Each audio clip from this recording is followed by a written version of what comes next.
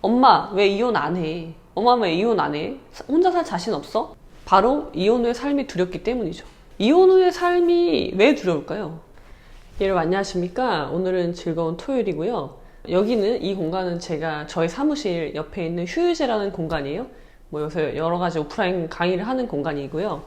여기 뒤에 보이는 그림을 제가 잠시 소개시켜 드리면은 이거는 르네 마그리트의 이것은 파이프가 아닙니다 라고 이제 글이 써진 거고, 그림의 제목은요 이미지의 배반이라는 뜻이에요. 자, 파이프인데 파이프가 아니라고 얘기를 하고 있는 거잖아요. 제가 이 그림을 굳이 저의 그 휴유제라는 이 공간에다가 붙여놓은 이유는 결국 뭐냐면요, 모든 것을 의심하라는 거예요. 자, 여러분을 둘러싼 주변의 모든 것, 그리고 심지어 뭐를, 나의 생각도 의심하시라는 거예요. 내가 지금 20대건 30대건 40대건 50대건 나라는 사람이 너무나 당연하게 생각해왔던 것들을 한번 의심해보세요. 그러면 여러분 굉장히 새로운 경험을 하시게 될 거고요. 여러분이 성장하고 발전하는데 시작은요, 의심하는 것부터 시작을 하셔야 돼요. 뭘? 내가 너무나 당연시 여겼던 것들을 의심하는 것에서 모든 것이 시작하는 겁니다. 변화가 시작이 되는 거예요. 오늘 어떤 말씀을 드릴 거냐면요, 그 결혼과 이혼에 대해서, 그러니까 우리는 궁금하지 않으신가요? 사람들은 왜 결혼을 하고 어떤 이유로 이혼을 선택할까? 이혼을 고민할까죠. 그 고민하는 순간이 언제일까? 그러니까 고민을 하는 거랑 또 결정을 하는 거랑은 또 별개의 문제긴 한데, 아무튼 도대체 무엇이 계기가 돼서 결혼이라는 걸 생각하게 되고 진지하게 고민하게 되고 이혼이라는 것을 고민하게 될까? 그런 이제 새로운 컨텐츠를 올리려고 합니다. 그래서 결혼은 신중하게, 제가 늘상 하는 얘기죠. 결혼은 신중하게, 이혼은 신속하게인데, 그럼 결혼을 신중하게 하려면 어떻게 해야 되느냐에 대한 말씀을 드릴 건데요. 가장 좋은 건요, 다른 사람은 어떻게 하느냐예요, 결국은. 그러니까 사례를 알면 내가 그거에 내 상황을 대입해 볼 수가 있거든요. 물론 똑같지는 않겠지만 참고할 수 있는 가장 좋은 방법이 되는 거죠. 그래서 제가 두 가지로 나눠서 말씀을 드릴 겁니다. 결혼과 이혼, 그리고 이혼 후, 이 세 가지가 되겠네요. 제가 항상 늘상 얘기하듯이. 그래서 오늘 어떤 말씀을 드릴 거냐면요, 제가 이제 결혼 이혼 교육에서 쓰는 교재가 이제 이건데요. 여기는 이제 다양한 사례들이 나온단 말이에요. 근데 이 사례가요, 제가 뭐 어떤 구체적인 무슨 개인적인 그런 걸 말씀드리는 게 아니라 개인적인 부분을 다 빼잖아요. 그럼 결국 남는 게 있어요. 그건 뭐냐면, 그거는 근데 똑같아요. 누구나 똑같은 고민을 하는 지점이 나온다는 거죠. 그래서 그거를 설명을 드리고 그걸로 먼저 문제 제기를 하고 그거에 대한 저의 생각을 말씀을 드리려고 합니다. 그래서 오늘 그 첫 번째 시간이고, 첫 번째 시간은 이혼을 잡았습니다. 이혼. 자, 이혼에 대해서 어떤 주제로 할 거냐면요. 자, 자식이요. 자식이 이제 어느 정도 자기 의견을 얘기할 수 있는 나이가 된 아이예요. 이게 너무 사례가 많기 때문에 아이이기도 하고, 이제 그러니까 성년이 된 딸이 이제 엄마한테 하는 얘기죠. 엄마한테 뭐라고 하냐면요, 엄마 왜 이혼 안 해? 엄마 왜 이혼 안 해? 혼자 살 자신 없어? 라고 얘기를 하는 거예요.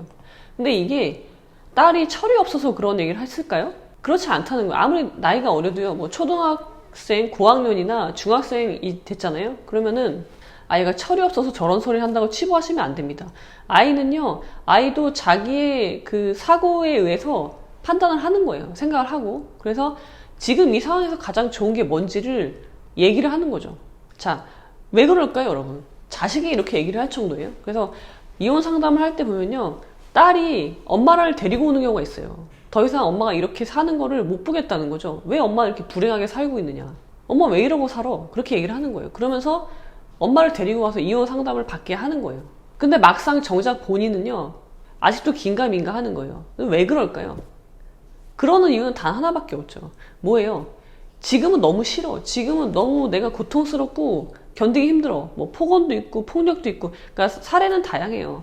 폭언, 폭력, 아니면은 그런 게 없다고 하더라도 그냥 부부관계가 전혀 없다거나, 아기를 낳고 난 이후에는 아예 부부관계가 없다거나, 다양한 이제 표현들이 나오는데, 그럼에도 불구하고요, 이혼을 결정하지 못해요. 그거 도대체 왜 그럴까요? 자식도 이제 다 컸어요. 자식들이 어릴 때는 그래, 애들 때문에 산다고 쳐요. 근데 애들이 다 컸어. 아니면 아이들이 자기들을 위해서라도 이혼하라고 하는데도 이혼을 못하는 이유는 뭘까요? 그거는 바로 이혼 후의 삶이 두렵기 때문이죠. 이거는 비단 이혼 후의 삶뿐만이 아니라 모든 경우가 우리 삶이 그런데요. 우리는요, 알지 못하는 것에 대한 두려움이 있어요. 본능적으로. 그 알지 못하는 건요, 내가 경험해보지 못한 것, 익숙하지 않은 것에 대한 두려움이 누구나 다 있는 거예요. 근데 자, 지금 혼인 생활은요, 이게 뭐 행복하든 행복하지 않든 이미 익숙해. 그래서 상대방 배우자가 나한테 어떤 대우를 할지, 우리 관계가 어떤 관계인지, 오늘은 어떤 대화가 오고 갈지, 오늘 나의 일상은 어떻게 될지 다 예측이 돼요. 좋건 싫건 간에 예측은 되잖아요. 그러면은 무섭진 않아요. 그냥 이 고통스럽고 짜증나고 욕 나오고 그럴 뿐이지만 두렵지는 않다는 거예요. 근데 이혼 후의 삶은 여러분이 알아요? 자, 이혼 후에 주변 사람들이 나를 어떻게 볼지, 뭐 이혼 후에 뭐 낙인 효과가 있다는데, 뭐 이혼녀 딱지가 붙으면 어떡하지? 그럼 나는 어떻게 살지? 경제적으로는 당장 어떻게 살지? 아이들과의 관계는 어떻게 하지? 그런 것들을 내가 모르죠. 안 해봤잖아요. 그러니까 두려운 거예요. 그냥 그 자체가 두려운 거예요. 근데 지금은 익숙하니까 두렵지는 않죠. 그래서 두려움보다는 그냥 고통스러운 걸 선택한다는 거죠. 그런 이유로 대부분이 이혼을 선택하지 못하게 되는 거예요. 근데 여러분, 물론 이혼 후의 삶은 굉장히 어려워요. 근데 그게 왜 어려울까요? 이혼 후의 삶이. 자, 이혼 후의 삶이 내가 익숙하지 않은 거, 내가 경험해보지 못했기 때문에 막연한 두려움을 갖는 거는 이해가 되죠? 제가 우울증 영상에서 말씀드렸듯이요. 그 영상에서 제가 소개해드린 영화가 있는데, 그 영화에 보면은 그 우주인들이 우주를 항해하다가 이제 어느 별에 불시착하죠. 근데 거기에는 어떤 일이 발생하냐면 누군가 한 명씩 죽어 나가는데 각자 죽는 방법이 다 다른 거예요. 알고 봤더니 그 별은 어떤 별이에요? 원래 그 별은 안전한 별이에요. 아무런 위험 요소가 없는데 단지 한 가지 특이한 점이 있었죠. 내가 상상하는 공포가 만들어지는 별이었던 거예요.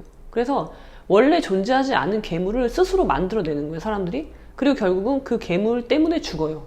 그러니까 원래는 존재하지 않았던 공포예요. 근데 그것 때문에 압사당한다는 거죠. 그 공포에 짓눌려서. 그래서 많은 분들이 이미 가정에 파탄이 났는데도 이 가정을 깨지 못하는 이유는요, 이혼 후에 그 알지 못하는 미지의 세계에 대한 두려움 때문에 선택을 하지 못하는 거예요. 근데 여러분 보세요. 이혼 후의 삶이 왜 두려울까요? 왜? 내가 이제 혼자 해야 되기 때문에 두려운 거예요. 그런 분들은요, 아직 나이가 있다고 해도, 나이가 뭐 50대가 됐다고 하더라도요, 40대, 50대가 됐다고 하더라도 아직 나로 살지 못했기 때문에 두려운 거예요. 나이는 상관이 없습니다, 여러분. 나이는 전혀 상관이 없고요. 자, 결혼했죠. 배우자가 있잖아요. 아이들도 있겠죠. 뭐 아이들이 없을 수도 있지만 배우자가 있는데, 물론 그 배우자 때문에 난 괴로워. 괴롭지만 아무튼 배우자라는 존재가 있잖아요. 나는 그 사람한테 의지하는 거예요. 그러면서 내가 가진 자유를 누군가한테, 그 자유를 감당하지 못해서 누군가한테 갖다 바치는 현상에 대해서 말씀드렸잖아요. 자유로부터의 도피라는 책을 통해서. 그러니까 복종하는 거예요. 근데 난 그게 되게 싫은데, 제가 나한테 가하는 그런 폭력이 난 싫지만 저항하지 않고 그거에 복종을 하는 거예요. 그리고 거기에 그 사회를 내가 만든 겁니다, 여러분. 여러분, 우리 가스라이팅이라는 표현은 저는 그렇게 생각 안 해요. 여러분이 결국은 선택한 거거든요, 그 상황을. 왜? 내가 그게 편하기 때문이에요. 나는 인정하지 않지만 내 내면은 그게 편하니까 인정한 거예요. 그 상태를 수용한 게 되는 거죠. 내 자유를 갖다 바치고. 그리고 나는 그걸 깰 수 있어요, 지금도. 근데 깨지 않고 그냥 거기에 안주하죠. 왜냐면 내가 모르는 세상에 대한 공포와, 그리고 그걸 나 혼자 내가 이제 해 나가야 된다는 그런 두려움 때문에 하지 못하는 거죠.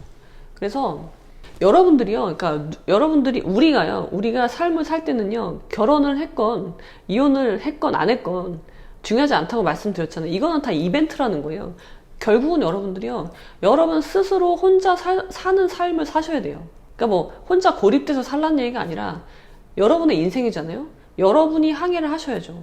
그런 마음 자세가 안 되어 있기 때문에 자식이, 오죽하면 자식이 그런 말 하겠습니까? 엄마 왜 이러고 살아? 엄마 혼자 살 자신 없어? 그런 얘기를 하게 되는 거죠. 그런 상황에 처해서도 나는 이혼을 못 하는 거예요. 왜? 혼자 살아본 적이 없거든요. 그러니까 내 인생을 나라는 사람이 주체적으로 살아본 적이 없기 때문에 그런 거예요. 그래서 그런 분들은 당장 이혼하시면 굉장히 우울할 수가 있어요. 그래서 연습을 하셔야 됩니다. 그러니까 이혼 준비라는 건 결국 그런 거예요. 그런 분들한테 이혼 준비란 내가 혼자 사는 연습을 하는 거예요. 경제적으로도 마찬가지고요. 심리적으로도 내가 어른이 돼야 돼요. 내가 성숙해야 되는 겁니다. 그런 상태가 된 사람만이 제대로 된 선택을 할 수 있는 거예요. 자기 기만하지 않고. 그리고 그때가 돼서야 비로소 그런 선택에 책임을 질 수가 있는 거고, 예, 그렇게 되는 거죠. 그래서 여러분들 제가 이제 조언을 드리고 싶은 건요. 그러니까 상담을 오시면 제가 이런 말씀을 드리는데요.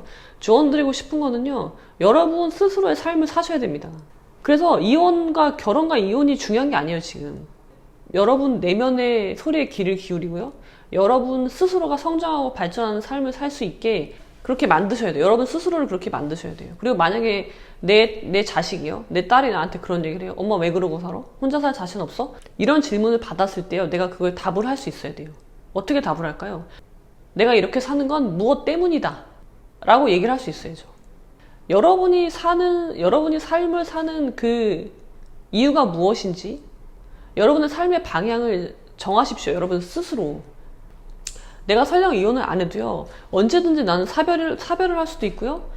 이 세상에 모든 어떤 일이든지 일어날 수 있는 게 이 세상이잖아요. 그러면은 결국은 뭐예요?